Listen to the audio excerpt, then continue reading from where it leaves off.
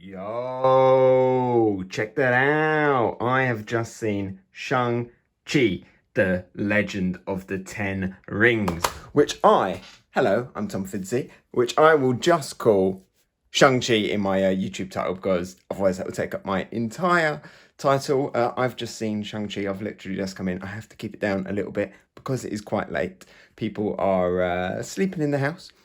Sorry if my finger was just in the way of the camera there. It's not very professional, but it is late. First day out in the UK, and I have to say that the cinema was packed, more packed than I've seen it this year. When I went to see Black Widow, I think there was like 5 people in there.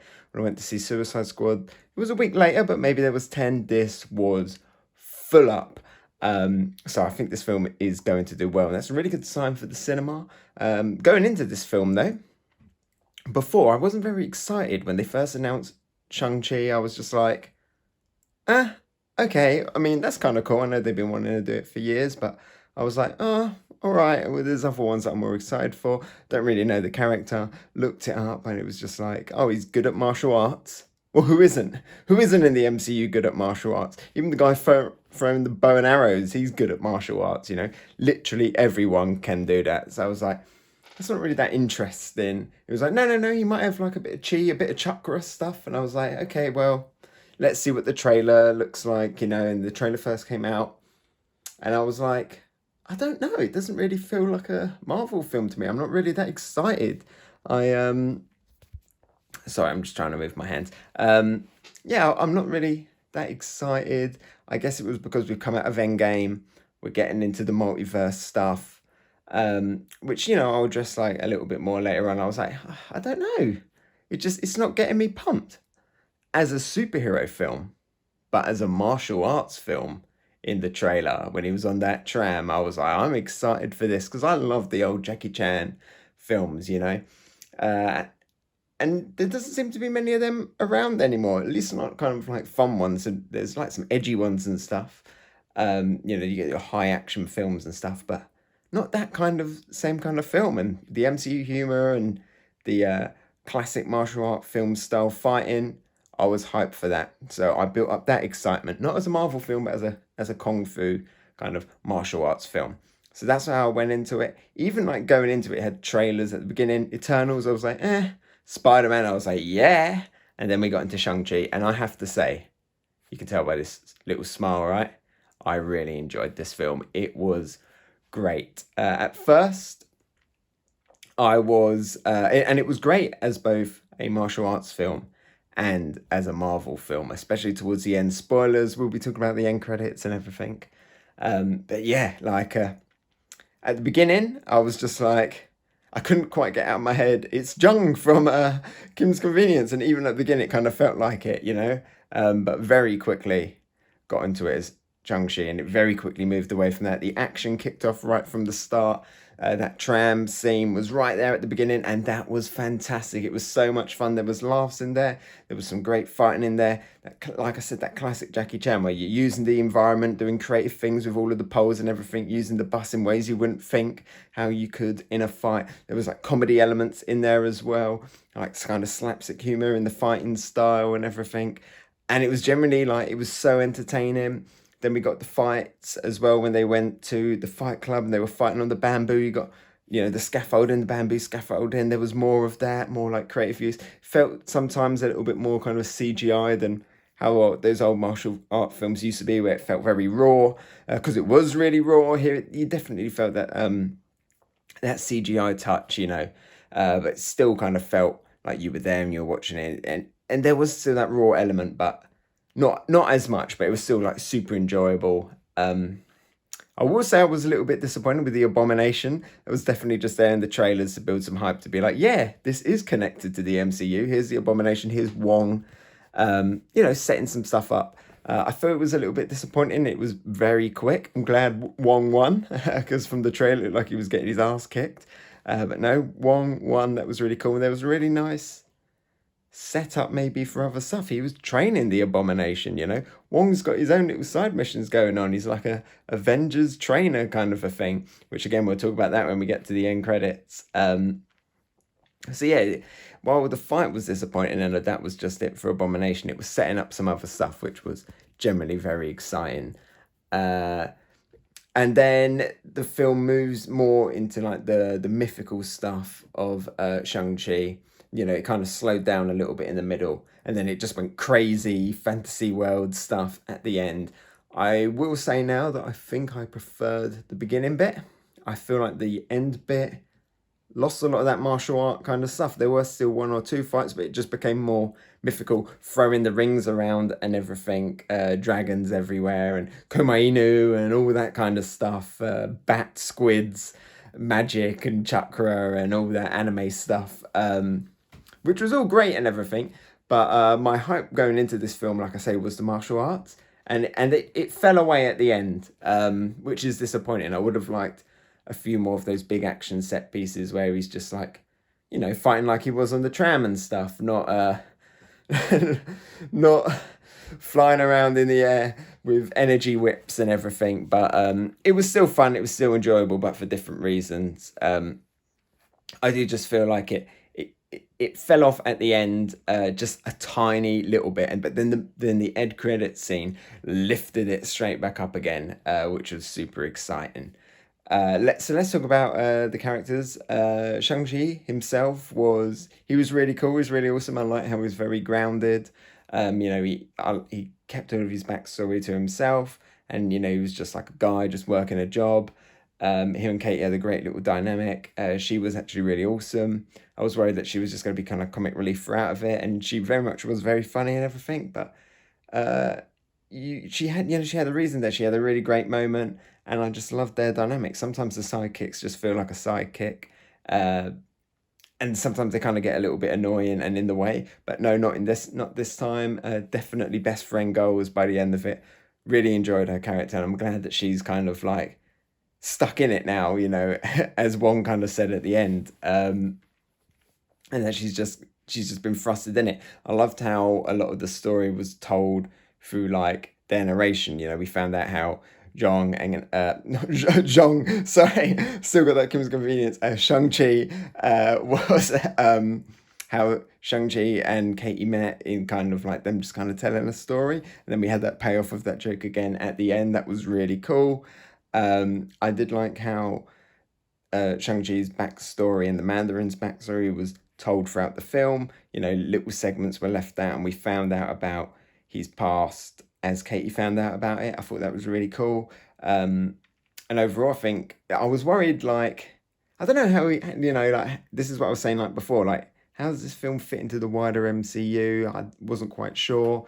I was like, can't really see a Kung Fu guy kind of mixing it in with like Doctor Strange and stuff. But then by the end, I'm like, oh, I can actually, yeah, I can see it now, you know, because as I said, going into this film, it was a lot more of like Loki, Doctor Strange, WandaVision, Spider-Man, Multiverse, Kang leading into Ant-Man and the Wasp, Quantum Mania, Multiverse of Madness stuff. You know, that was all the kind of stuff we're building towards. And then we're also like building like Falcon and the Winter Soldier, Underground, Dark Avengers, Black Widow. And I was like, where's Shang-Chi fit into this? But obviously by the end, we kind of get those connections, and it's maybe hinting at something else, at a third thing, you know, Kang and the Dark Avengers and whatever's going on in the underworld, Madam Hydra stuff. They might just be like little subplots going along, but there's another thread that is it might be it might be in 5 years, it might be in 10 years, but there's another thread that has now started here with Shang-Chi. How the other ones will meet, not quite sure. We did get dimensions and multiple universe stuff in this film still. It wasn't quite clear how it worked. They said that they were from another universe. Was it like an alternate Earth with portals connecting? And then the other thing, the squid bats were from another thing. So it is kind of connected to Multiverse of Madness, but it's definitely hinting that there is another it's got to be bigger than Thanos level thing in there. And thankfully by the end, Shang-Chi kind of proved that, yeah, you know, what I was worried about with someone who can just do Kung Fu is that we're going to get a Thanos level and bigger threat. So you can't really have your Hawkeyes and your Black Widows in that one, not as much. But by the end here, Shang-Chi has proven that he is going to be one of the biggest players in the next big Marvel fight, which is fantastic. He's going to bring a dragon to the fight, you know. How many other people can do that, which is awesome. The dragon was great, by the way. I really liked the color design of it. It didn't speak or anything. We didn't get that Fing Fang Fu kind of moment in it, but I loved the design of it. The colors on it kind of had like a koi carp kind of colors on it. Looked really good. I'm glad the dragon survived. It was it was getting in there in the fight, epic kaiju battle. We'll talk about that again in a little bit. Because let's actually stop and talk about the Mandarin, because I haven't talked about the Mandarin yet. But yeah, the dragon was good, and I'm glad how Shang-Chi ended this film and where he's going to go in the next film. I'm very excited now for his character and Katy's character and how they're going to mix in it as well. And Wong's character. I'm excited to see more of what Wong's up to with his training people. So yeah, let's talk about the Mandarin, because this is the Mandarin. Still not quite the Mandarin from the comics, but the Mandarin, and I thought it was really cool. Not your typical villain. He wasn't like moustache twirling, like I'm gonna take over the world. He'd done all that, and he'd actually stopped it and become a good guy, and then he suffered a loss, and that made him bad again. He got disillusioned. He was being tricked. Someone badder was whispering in his ear. And I thought it was really cool. I thought it was like a nice arc for him. He was another one of those bad guys where at the end, you're like, yeah, it makes you think. Wasn't like super standout, amazing. Don't know if I put him in top of the MCU list of bad guys, but he was definitely high up there. I liked his psychic guy with the sword arm. He's a good guy now, I guess. Maybe-ish, not really sure. But he stuck around, which is cool. They're not killing off all their villains. I mean, the Mandarin died, but but I guess his arc was already kind of ending, and a new maybe Mandarin has taken his place, and the name just gets passed on. The 10 rings continue, as it said right at the end, as good or bad. Not quite sure yet, but that's generally very exciting with Shang-Chi's sister. The sister was cool in this. I wouldn't say we got too much in it, but definitely she's going to play more of a role in the future. In what capacity, I'm not really sure, but that could go in some very interesting directions.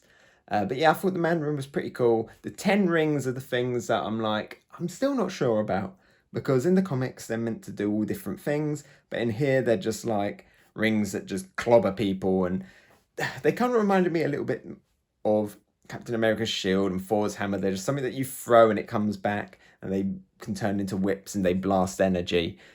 And that was it, really. They gave eternal life as well. I'm guessing Shang-Chi now has eternal life, right? Um, but yeah, that's all they were. They would just clobber in weapons that you just basically throw at people. And the way they used it was really cool. For rings that just you wear as bracelets, they did all number of different ways you can use them in a fight. Some are really creative. I like the bit where Shang-Chi was like holding the ring and it was like flying him around, kind of like how Thor uses his hammer again. Um, but yeah, they were just clobbering weapons. So that made me feel like they were a little bit generic. But obviously, we find out at the end that there's more to the rings than we know. We start getting into their origins, their space origins, like they were in the comics. And I'm guessing that maybe the Mandarin, the original Mandarin, Shang-Chi's father, he just wanted power, so he probably just focused on that element of them. I'm guessing Shang-Chi, who's going to use them for good, might unlock some of the other powers in it as we go through the movies. We know that he's going to appear again. We know that the Ten Rings are going to continue. Shang-Chi 2 definitely going to happen, I think. So maybe he's going to need a new power-up. So maybe in that one, he's just going to start unlocking some of the other powers that they have. And obviously, we've got to find out the origins of it. What are those origins? Bruce Banner as Bruce Banner. He wasn't Professor Hulk in this. He still had his arm in a sling, but he was Bruce Banner again. So Hulk is coming back. And Carol Danvers both couldn't figure out what it was, but they definitely figured out it was some kind of alien thing and an old alien thing. We saw a little icon that, I don't know, maybe had Thanos or Celestial kind of shape in it somewhere. Definitely some very powerful Thanos level and above villain. Shumagorath, maybe. He's been thrown around a lot. I'm gonna go. I'm gonna go with Galactus or Celestial related. I mean, we're getting Celestials at some point. We're gonna get Galactus. This could be the first hint of that, maybe. So that's really exciting. Yeah, and Shang-Chi is definitely going to be in the center of it. So yeah, that's awesome. Um, the big villain that we got in this that wasn't the Mandarin was the giant bat squid, the Soul Eater. And even though it looked really cool, I love the monster design. I love all the designs of all the mythical creatures in this. The Komainus looked awesome. I want to see more of them. I want Shang-Chi to have one as a pet. The weird little thing without a face, don't know what that was. Need to look that up in like Chinese, Japanese mythology to see what them things are. And I love what they called a kitsune, the nine-tailed fox. That looked really, really beautiful. As I mentioned, the dragon looked great. But at the end, we just got a big kaiju battle. And even though the big bat squids looked fun and cool, I thought there was going to be something bigger in there. You know, I was expecting like a Shumagarath in there, and it was just like this basically nameless thing. Is that in the comics? I don't know. It just felt like a generic animal thing. And it was all right. Yeah, the giant kaiju battle was epic and fun and cool. But that's where I said that the end of this film is very different to the beginning of this film. Um, and I don't know, I would have preferred a bit more of a martial art fight with the Mandarin at the end, I guess, that just went on for ages, fighting all over that cliff and stuff. It felt a little bit short, and then it just became big CGI monsters fighting, which I'm all for. I love my Godzillas, but I wasn't expecting it in this film, so I don't know. It felt a little bit out of place and was just a bit disappointing because it got hyped up so much. But I don't know. It set it needed to happen. It set up the dragon. We got the cool dragon moment. So I'm fine with it. You just have a nameless baddie so that at the end you can drop in a potential Galactus moment. So yeah, overall, I would say Shang-Chi was very enjoyable. Felt like an origin story, but not quite an origin story. And yeah, I was gonna mention that as the credits started to roll, I was sitting there, I was just like, have we had did they say where the rings came from? And then that's where the end credits thing come. And I like that. I like the fact that Marvel is in that place now with a lot of the stuff in there. They were like, yeah, behind that portal door is with demon soul eater bats. And it was like, okay, we're at that point in Marvel now where you can just have this stuff. And you don't have to explain it too much. You can go crazy. You can have a dragon turn up and not explain it. And I love that now. I just love that they can do that, and that's really awesome. I thought the bamboo forest, was also really awesome. Again, didn't really need to explain why that happens. It's just magic. It's just magic forest. The ents, the bamboo. There's a bamboo ent, maybe, I don't know, but it's just magic. And just that's it. Deal with it, and it looked really cool. Some moments there were like dodgy CGI, I would say. Some of the water effects didn't look that great. Sometimes the background looked very green screen. But that forest looked really cool. And the big surprise, Trevor in it was really fun. Great to see him again. Don't know what happened to him. I guess he retired in that village, maybe. It's good to see that he cleaned himself up. When we first saw him, I was like, oh no, here we go again. Is he going to derail the film? And he stuck around. He just kept sticking around. I was like, what's going on? We've already got Katy, the comic relief guy, and he was there. But thankfully, he kind of phased it out again. There was just enough Trevor in this movie. Which was good. I was really worried that he was just going to dominate the film for a second, but no, just enough Trevor. But maybe it would have been nice to find out what happened to him at the end. Anyway, that's my Shang-Chi review. I've probably rambled on for ages. My arm's getting tired holding this, and I need to stop talking because, as I said, people are sleeping. But yeah, Shang-Chi, real fun. Let me know your thoughts down in the comments below. Go see it. I recommend it. I mean, why am I saying that? You've probably already seen it, idiot. This is what happens when you film it live, whatever. Okay, right, bye.